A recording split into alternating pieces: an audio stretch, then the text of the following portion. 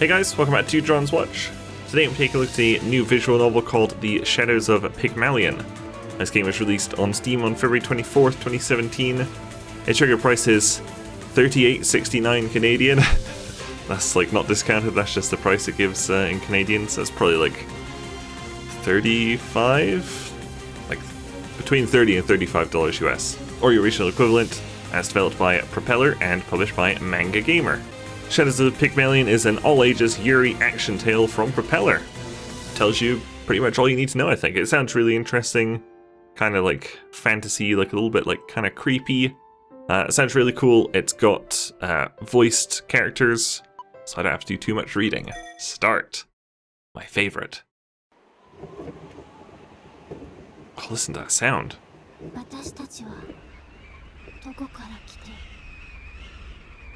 I saw many things as eons passed. The bustle of the city, the images running across its colossal video screens, crowds flooding its intersections.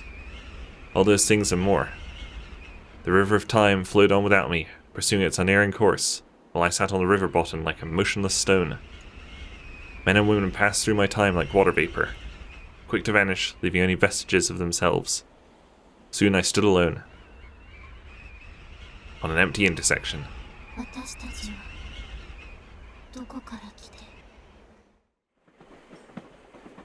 Commuters holding onto train straps, a man reading a newspaper, a woman checking her cell phone messages, a grade schooler playing on a handheld. I was a part of the world, and yet not subject to it. Unbound to the world around me, I merely observed it. The train accelerated, carriage blurring into nothingness before me. I stood alone inside it. It stretched out before me like a long tunnel.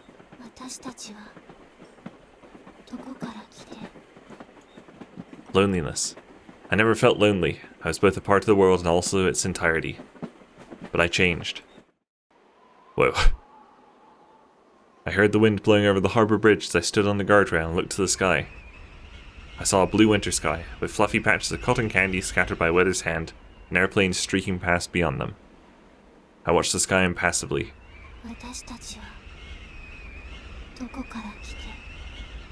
I was transgressing against the world. This was the limit of my individuality. For so long I'd forgotten mine. 10 years, 20 years, no, longer. This was the only way to break the curse of eternity. I slowly leaned forward, my view arched downwards until the river appeared. I saw people on the banks looking up at me. Men, women, girls, boys. Their eyes widened in shock and they screamed. My sense of weight disappeared and the women began to scream in my ear. My shirt bulged like a sail, and the wind whipped the hem of my skirt against my legs. I'm a girl, apparently.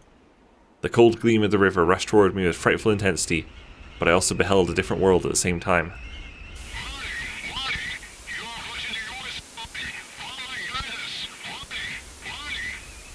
Doesn't really sound like a US voice. Wings of steel dove through the cloud cover to descend on the streets in a halo of moonlight.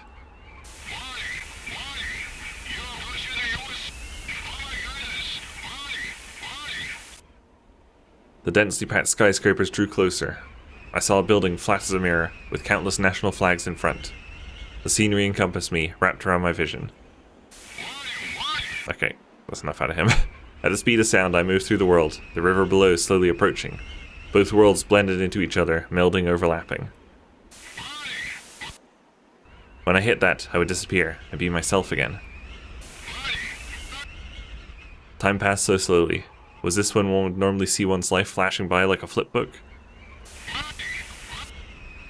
Sadly, the moment was empty for me. I had no memories of yesterday to recall. The river approached.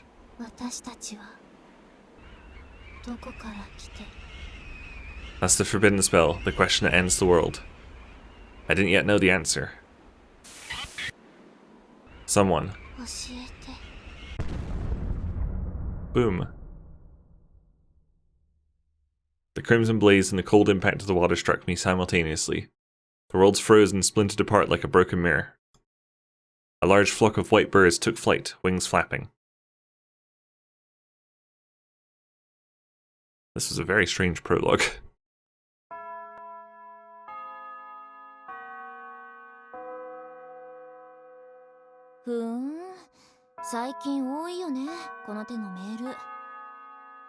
We were sitting in a classroom just after homeroom. The usual suspects surrounded the seat next to the window, cell phones in one hand, soft drink cartons in the other. いわゆる都市伝説ってやつですか？それって口先女とか？古すぎ。でも最近どっかの村おこしってやってなかったっけ？ Ruka took her phone to check, and soon called out triumphantly. ほら、岐阜の村おこしってやってるよ。ほら。うわ、ほんとだ、マジウケる。こんなんで人が来るわけないっつーの。Loud laughter. I let out a little sigh and looked out from the classroom window. It was after school. The sun is already starting to set this time of the year. I watched some students heading to sports clubs. A few teachers walked between buildings. Other students were riding out the school gates on their bicycles. They all cast long shadows in the evening glow. そうだ。そんなことより、例の飛び降り自殺。聞いた？聞いた。真っ昼間のベイブリッジからでしょ？遺体、まだ見つかってないんだけど、高校生らしいって。超勇気あるよね。どこの学校の子だったのかな？ね。The day before, a girl in her school uniform had jumped from the Yokohama Bay Bridge, or so the rumor went. To us, it was a more immediate event than terrorism from across the globe. Listening absently to the conversation of my three friends, I looked out the window. My mind drifted into fog. Sometimes I see the world through the milky glass of dreams. The students and teachers moving about the school's ground appear like puppets to me. A million threads descend from the crimson sky, connecting to their arms and legs. Dreams like that. Suddenly drops struck my cheek.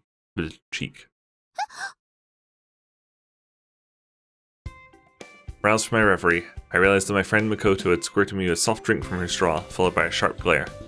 ひゃじゃない。さっきから何一人でぼーっとしてんのよ。みんな全然話に参加してないじゃない。I yawned a little. I was listening. 聞いてたよ。頭の中で参加してた。Wow. Not many games where the protagonist has a voice as well. It's cool. 言葉にしなきゃコミュニケーションじゃない。まあまあ、ミナのぼんやり病はいつものことでしょ。そうそう、みんなの癒しの拠り所だもんね。リカとカナはミナに甘すぎ。Makoto put her fist on the table again and protested.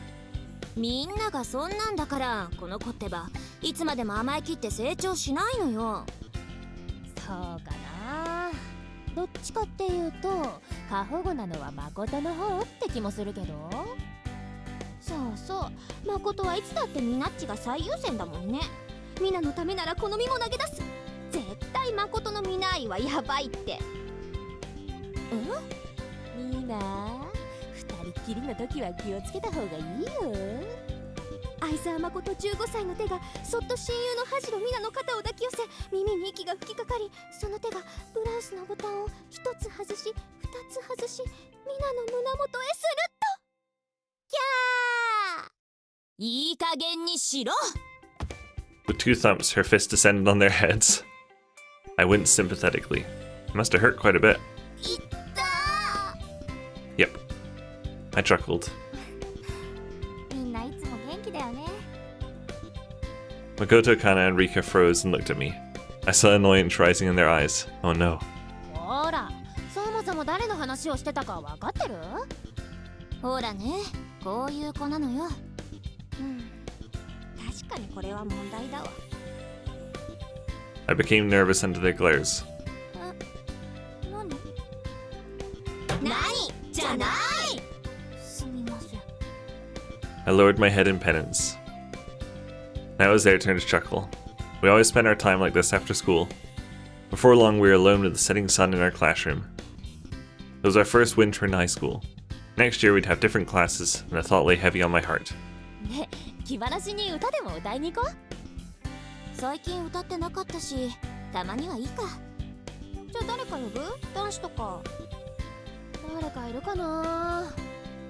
I saw them look through their dress book on their phones. I felt sorry, I really did. 私、今日はパース。 Slowly, I rose from my seat. ちょっとこの流れでそれはないでしょう。そうだよ、一緒にどっか行こうよ。カラオケじゃなくてもいいんだよ。ごめん、今日は寄りたいとこあるんだ。 I folded my hands in front of my chest in apology. どこ？まさか男の子のところじゃないでしょうね。うわ、まことピンチ。うちのミナに限って私に内緒でそんなわけない。それはないよ。じゃあどこ行くのよ。ほら白状しなさいよ。内緒。 I slung my bag over one shoulder and swiftly put them behind me. あ、こらみんな逃げるな。裏切り者。 Sorry, everyone. With a mental apology to my friends, I left the classroom.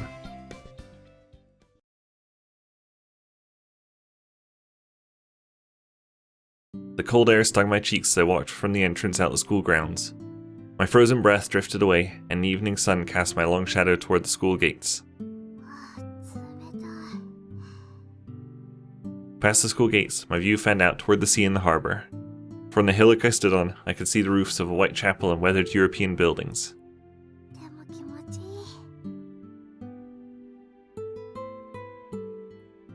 The cold wind blowing in from the sea rustled my hair as I followed the road down the slope to the left, passing a graveyard for foreigners on the right.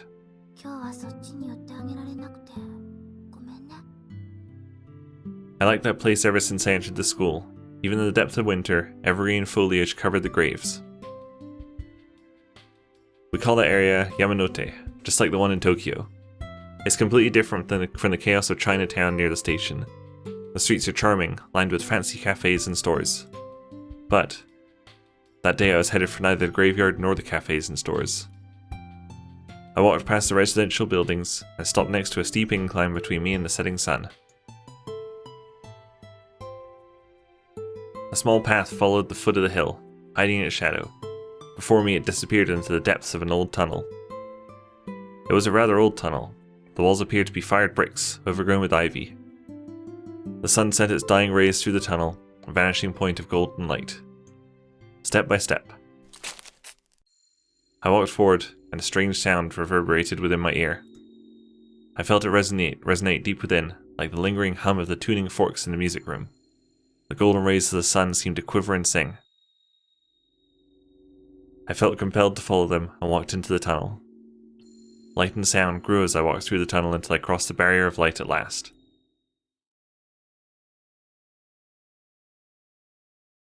In a deep forest stood a structure resembling an old European church. It was dilapidated and nearing ruin, but I also felt a majestic permanence in it. I'd only discovered this place yesterday. The corroded bronze gate creaked open under my push, and as I entered, my sight fell on the winter roses blooming all over the garden. From grey and wilted grass, the roses flourished in the colour of life. I walked the stone path toward the building and stood before a heavy iron door. Level with my eyes was a plate. Pygmalion. Nervousness welled up within me. I adjusted the bag around my chest and breathed out softly. This was holy ground. I took a deep breath, put one of my hands above the golden plate, and pushed the door open. Belying its appearance, the door opened weightlessly, and I was drawn inside. I stood in silence. Time had stopped around me, or so I felt. Nothing had changed since yesterday. Konnichiwa. Only the sound of a music box broke the tranquility. Stained glass windows covered the atrium, glittering like polished jewels. Stone pillars supported the roof, each embedded with glass and showcases. Bisque dolls were exhibited inside. Empty humanoid shapes with bodies of hard and cold porcelain. Countless bejeweled eyes glittered with deep darkness. There were male bisque dolls, female bisque dolls. Some were Siamese twins, some were clowns, some were chimeras, and other dolls were angels. The dolls felt as though they were looking through me at another world far away. あら、またいらしてくださったのね。はい。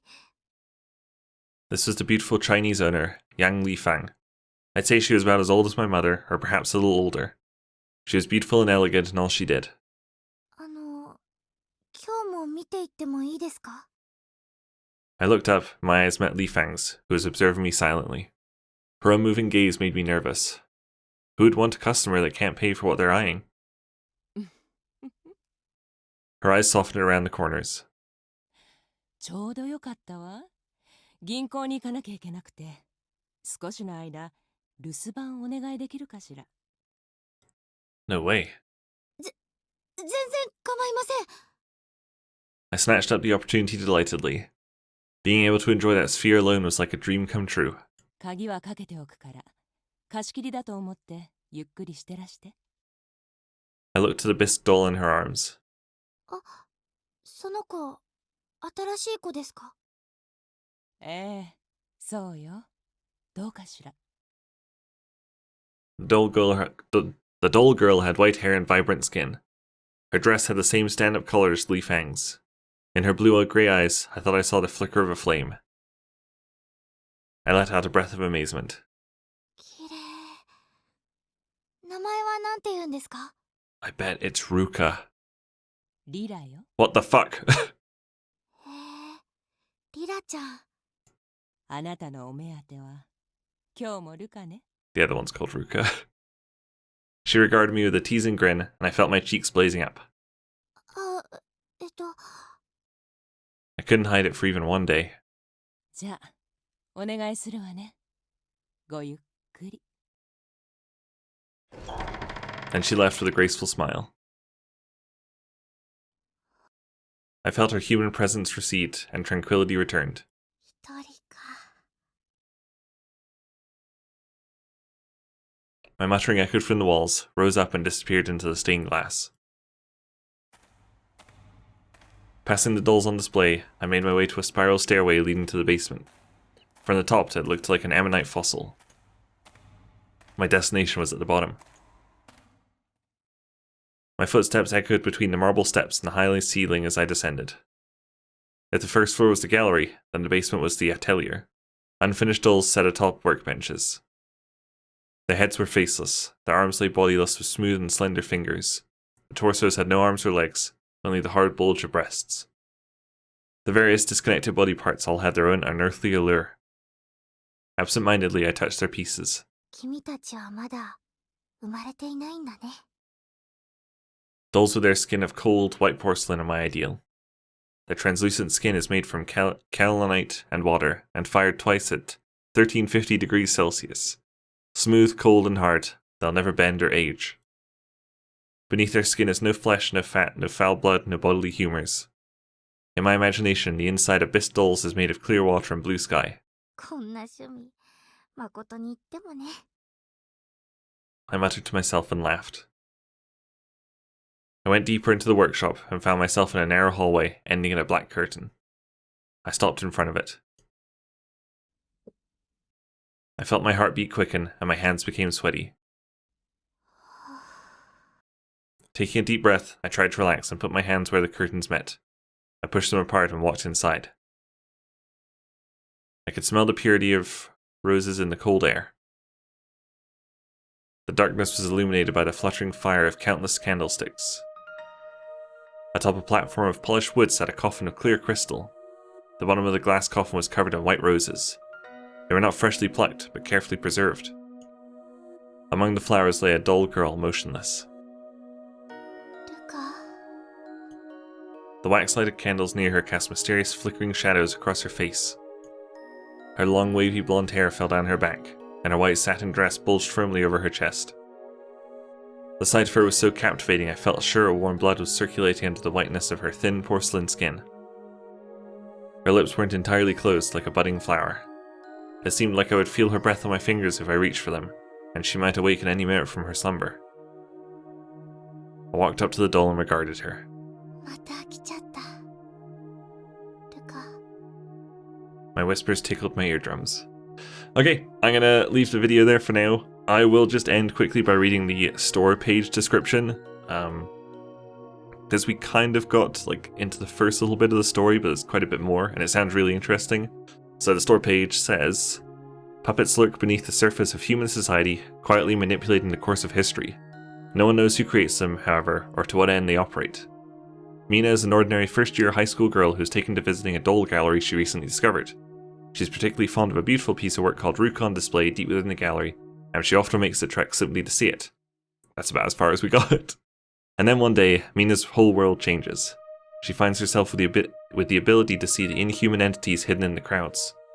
Ruka isn't merely a doll, but a being known as an Eidos with the power to shape the future. And because Mina unwittingly resonated with her, she attained the ability to see and destroy puppets. Upon awakening to these new powers, Mina is forcibly made a member of an organization that specializes in the eradication of puppets. Mina naturally resists, as she simply wants to be a normal high school girl, but the world is not so kind, and she's unable to escape from the puppets. Other members include Jessica, a genius elementary school girl, Yang Li Ling, a beautiful and affluent Chinese businesswoman, and Sumerami Riko, a student at Mina's school. Together they do battle against the puppets, growing closer to one another each day. However, between the appearances of the enigmatic Takechiho Sayo and the trouble Mina's close friend Aizawa Makoto finds herself in, the situation rapidly grows more dire. Are the puppets truly her sole adversary? Struggling with uncertainty about her fate, Mina continues to fight.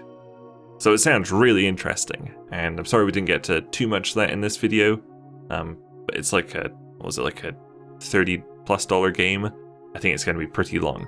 So anyway, that was a quick look at the very beginning of the Shadows of Pygmalion. We did like a little bit of the prologue, well we did the prologue and then a little bit of the main game.